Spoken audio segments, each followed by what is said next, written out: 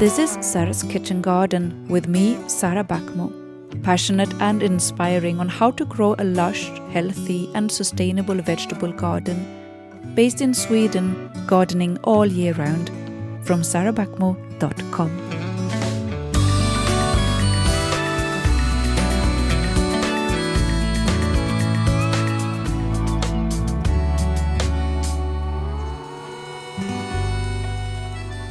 Hi there, and welcome to a quite rainy afternoon, Saturday in July in Sweden. And thanks all of you for your kind words and all kind comments on my last episode of Sara's Kitchen Garden, my first podcast in English. And this is the second episode. I feel very happy that I challenged myself to do this. And today I am on my way through our very small Swedish countryside village to a place that means quite a lot to me and the garden that I grow. But I was a bit surprised about quite heavy rain. So I had to take shelter under a friend's roof on the way to this place. I really like and appreciate the rain. A few minutes ago, the rest of my family passed me in our huge car. We have 4 children, so we need to have a big car, and they were all dressed in like swimming clothes on their way to the beach. But you know, swimming when it's raining, it's just lovely. So I guess they are quite happy. Actually, in the middle of summer now, me and my husband, we are both finishing manuscripts for new books. So by the end of summer, we have our deadline.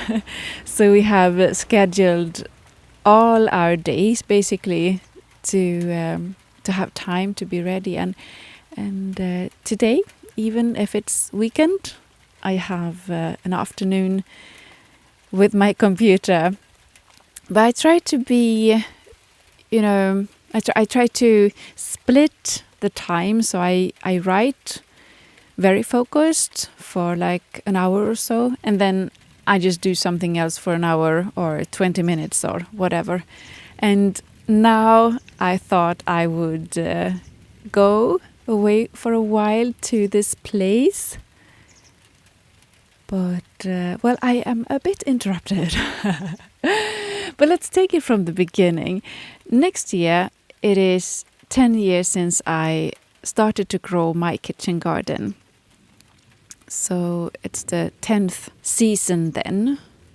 And the very first year was 2011, and I ordered quite amount of soil to get started, and I had some help from a digger to do the hard work with the ground, and then just started to grow whatever I could come up with basically, and it was great fun.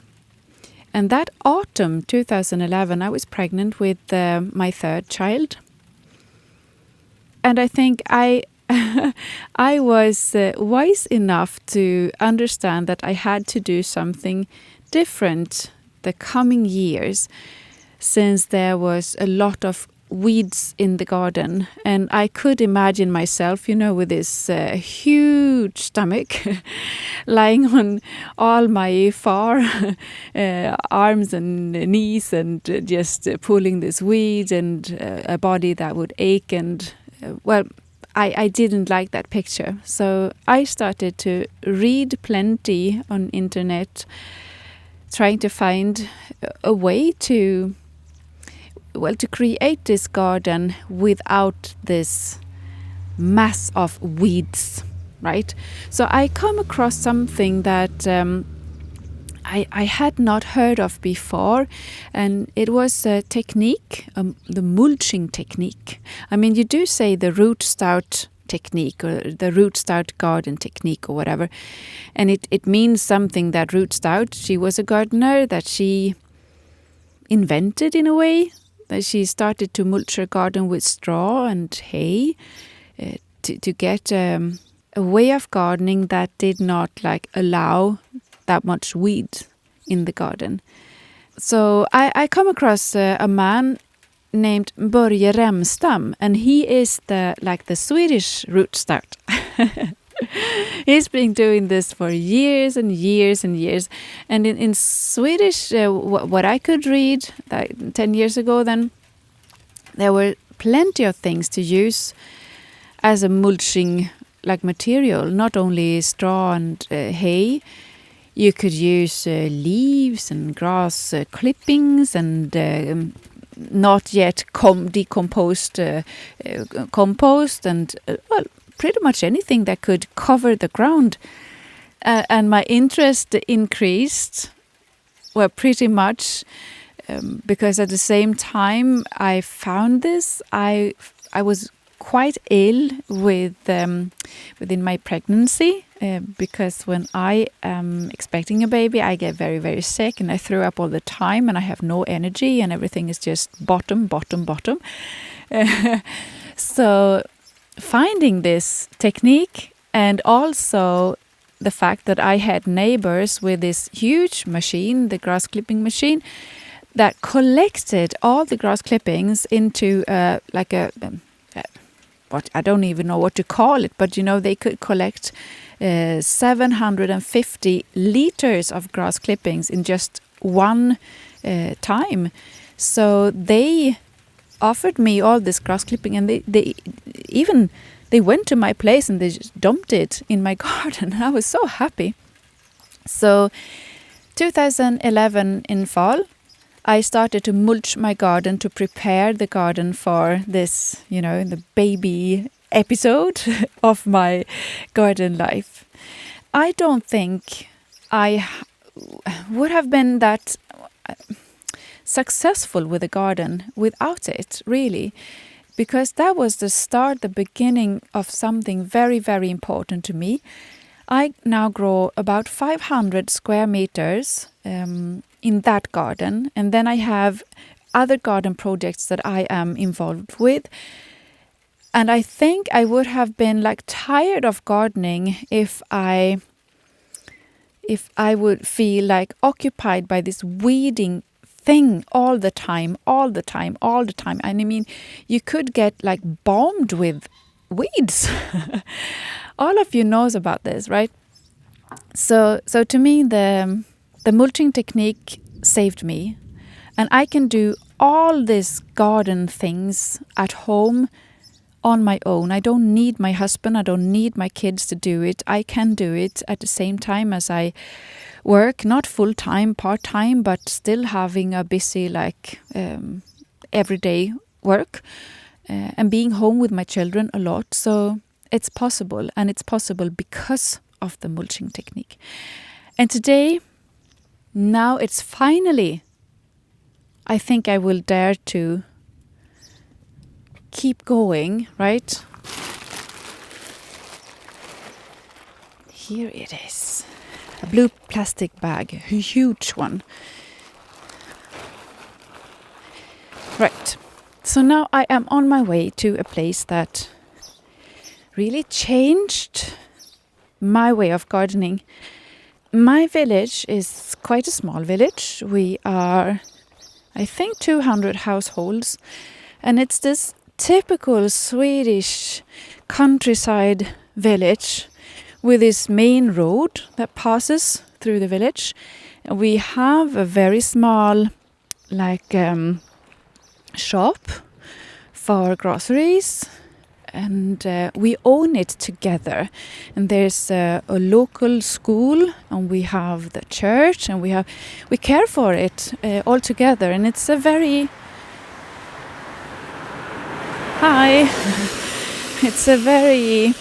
it's a nice community, and we really love to live here. It's a good place for children, a really good place for children, I would say. This countryside living, and it's very calm and it's very safe, and everyone knows each other. And I think that's a pretty good thing. So I took my bike and I left it and then took a small walk to this place. And this is, of course, the church. It's an important building, if not. And in our village, we have the most incredibly beautiful events in church every time when the school is finished before summer. I mean, we sat here, we were hundreds of people, and our children in front of us singing those classical summer songs, you know, all of them from the fairy tales of Astrid Lindgren, you know, Pippi Longstocking, and and we were all crying, you know, we cried and we cried. It was so beautiful. You know, our school, there's only 31 students in the school. It's a very, very small school. And now I stand in front of this huge white building, and there are dark blue and grey clouds surrounding this building, and I can hear the thunder quite far away. And it's quite many years ago since I passed this building. I'll just try to open this fence here. Just a minute.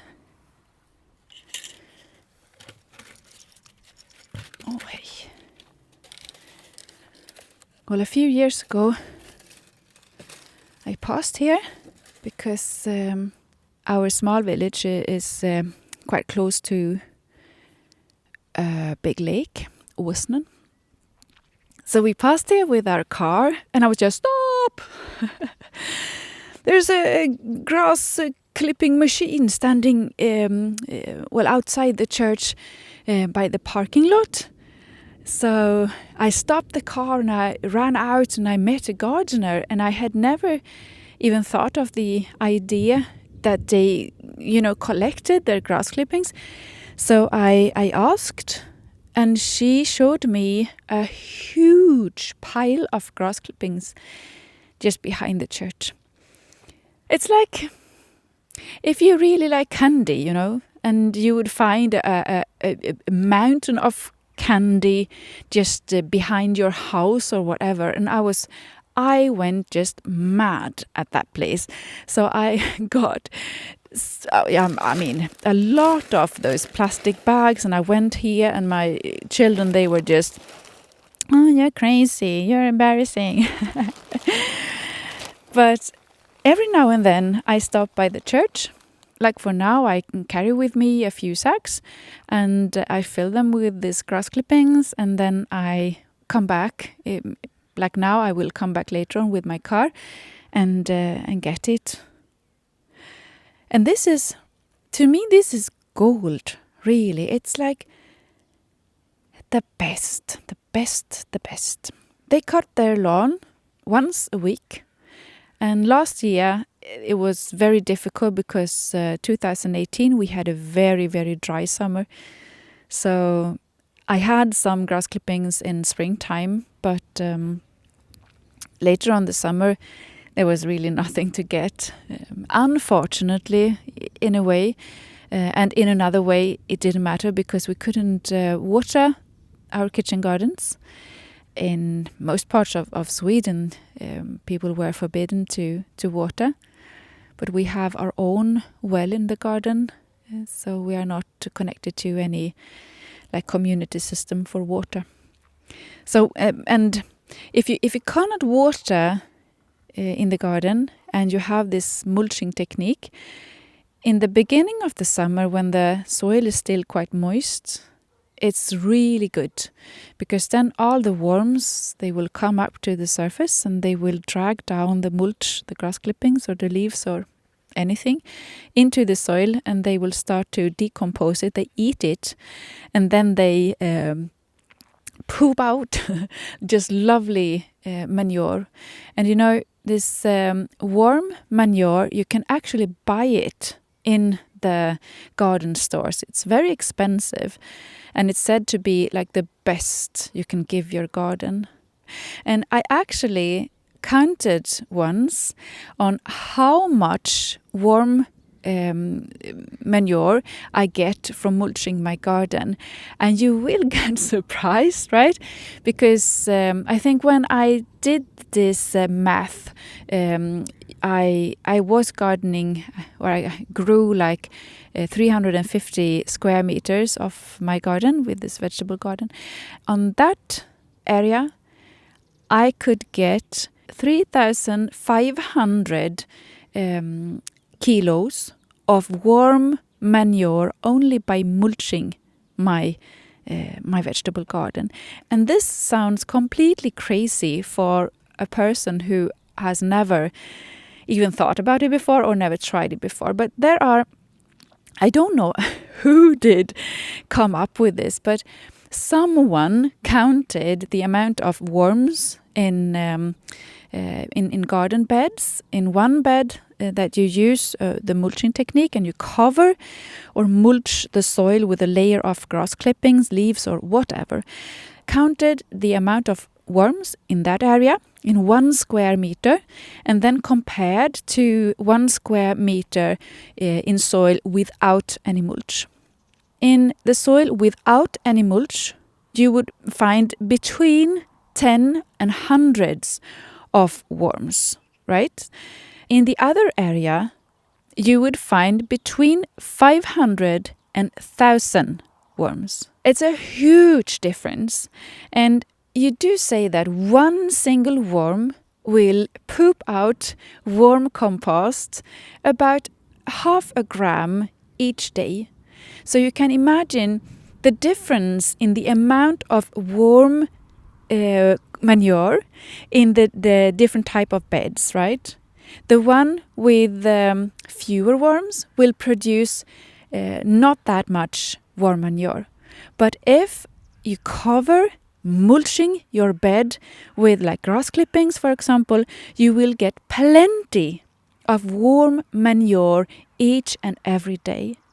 And I would go so far that I would definitely say that if people got rid of their composts, it's some kind of stupid rule that you must have a compost heap in your garden if you are a real gardener. And I still meet this quite often, surprisingly often. You are not a real gardener because you don't do it the real way. All right, but if you don't do it the unreal way, skip your compost and put the garden garbage on top of the soil. You will attract a lot of worms. They will come to that place because it's kind of a restaurant. And they will eat your garden scrap and will produce plenty of manure into the soil. When you do have a compost heap, like in the backyard or where you never see it or visit it, the garden will not get all that good things from that garden scrap.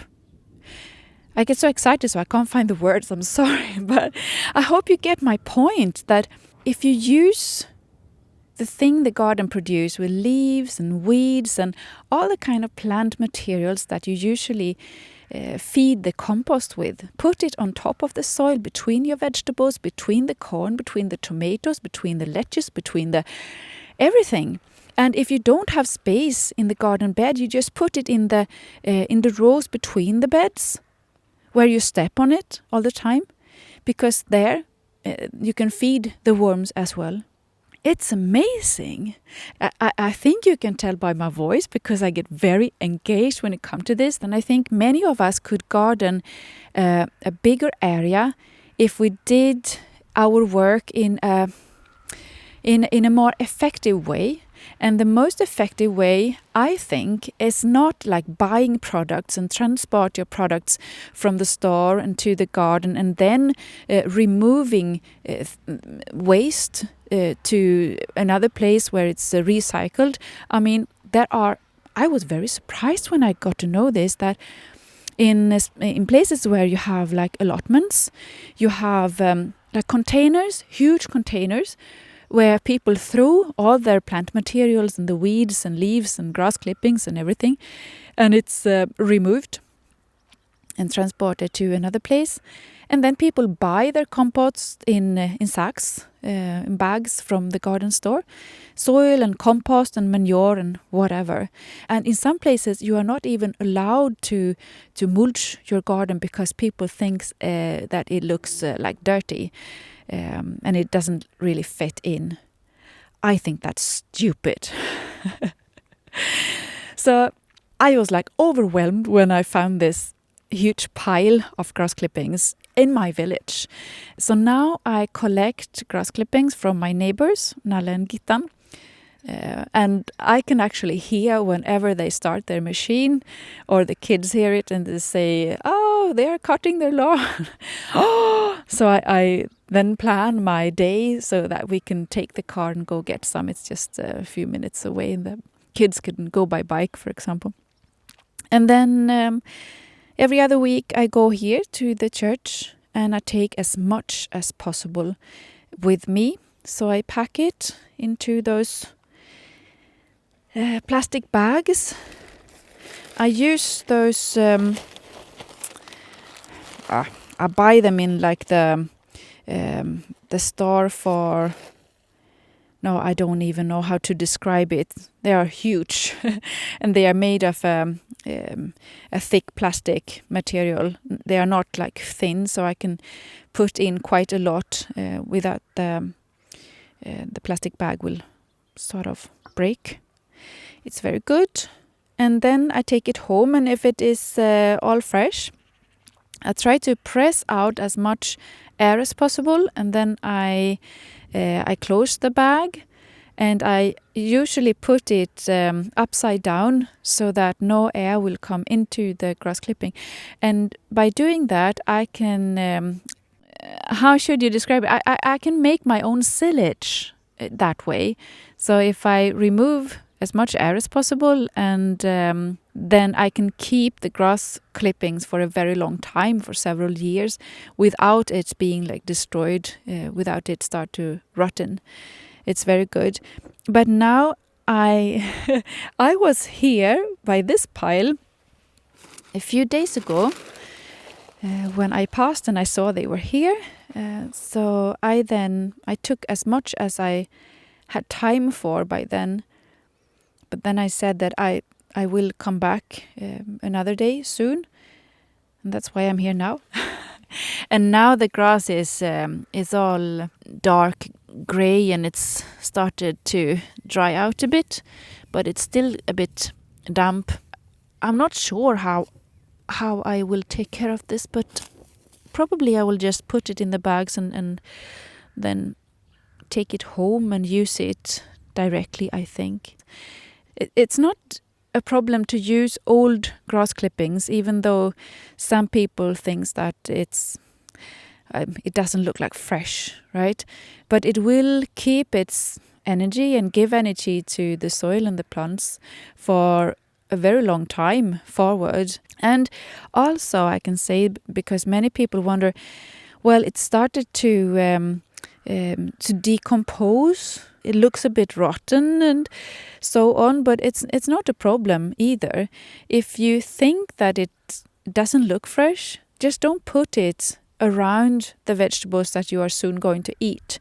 Put it in rows between the vegetables, or on your compost heap if you have one, or under the berry bushes or blackcurrants or the strawberries late in the season, or wherever you will have a use for it, and it will decompose at that place. And then you can, if you think it doesn't look good, you just cover it with some straw or whatever you can find elsewhere in the garden, or just plant materials from like carrots or beetroots or whatever. I never go to the gym. I go to the church to get some grass clippings. Keeps me healthy. I was actually buying a new bikini because we are going away this week to the west coast to swim in the sea. And I hate to buy bikinis. I do it like every third year or so. So embarrassed in the dressing room and everything. But I found something that I could like, and I could like to watch myself in that swimming suit or bikini. And I was a bit touched too that I think I am in quite a good shape after all those years not being to the gym and giving birth to 4 children, etc., etc. So I really think that this garden thing does its work with my body. I always feel that it's very useful. It's good for me to do those kind of things. And if I'm not bringing my microphone, my recorder, I used to listen to other like podcasts and audiobooks, and it's really nice. I always think it's better for me to go here and just get like one bag of grass clippings. I don't have to come here and get like 18. But one day earlier this spring, I got here, and in one evening I had 35 bags of grass clippings. And I was like in heaven.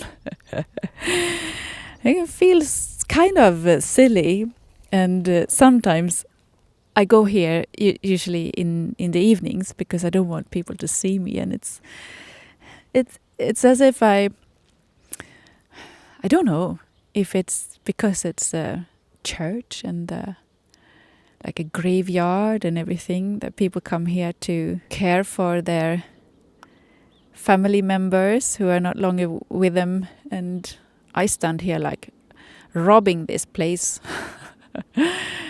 Well, I don't know. I don't know what they think. I don't even think they care, but a lot of farmers out.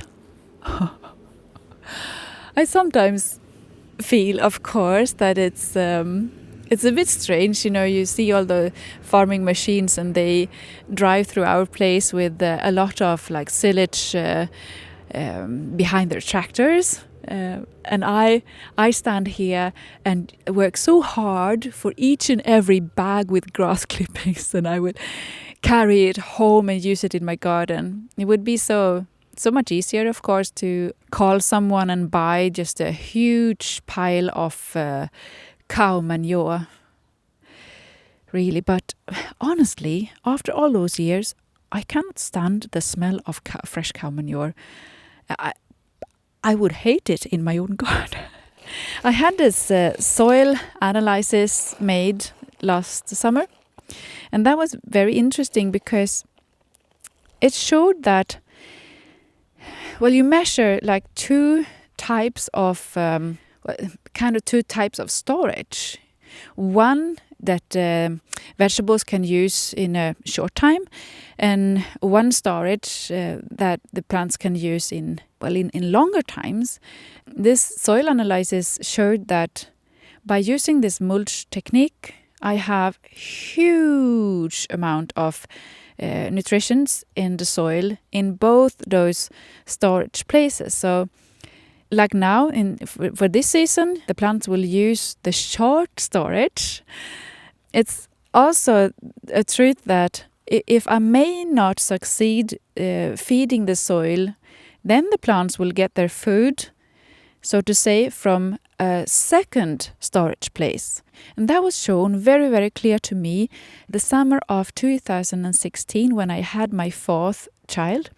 And when I have a baby, I simply can't go away to carry heavy bags with grass clippings and do all the kind of work that a garden needs. So, well, I was a bit delayed with all kinds of work in the garden. I just had to leave it be for a while. But the kitchen garden and all the vegetables in it thrived. It was amazing to see. I had lots of weeds, of course, but I mean, the vegetables, they were perfect. And what happened was that they could not get their energy, their food from the first storage place, the short storage place. They had to go for things in that had been stored into the soil for a longer time. that storage place were full of nutrients. That was things that I had sort of built up in the soil for years and years and years by doing this mulching technique. And I think it's amazing. So now when I collect these grass clippings, to me it's not like I feed the soil directly now.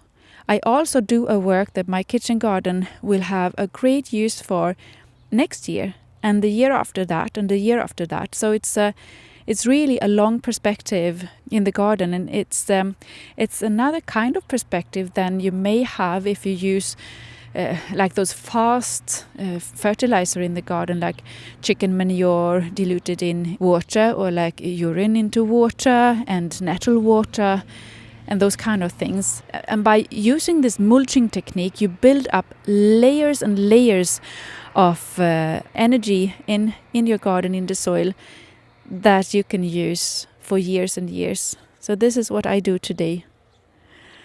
And I was quite in a shock, I think, the first year when I realized how this works and what it gives to me and to the garden. And from my perspective, I think all gardens should use this technique. It's really amazing.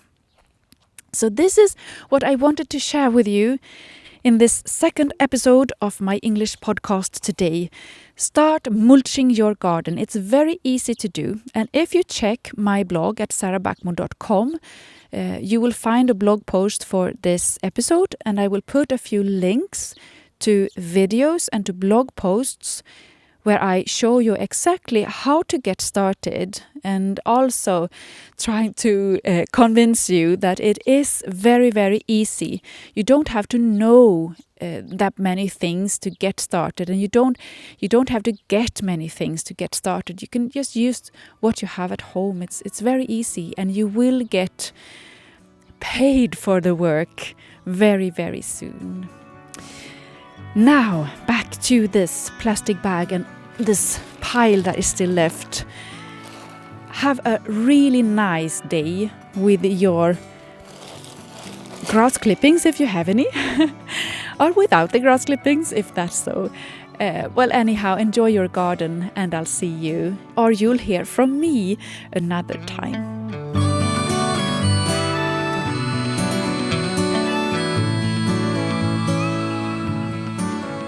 Thank you for listening. Please leave a comment and let me know your thoughts on this episode. You'll find so much more about my garden at sarabäckmo.com and YouTube, Facebook and Instagram at Sarah's Kitchen Garden.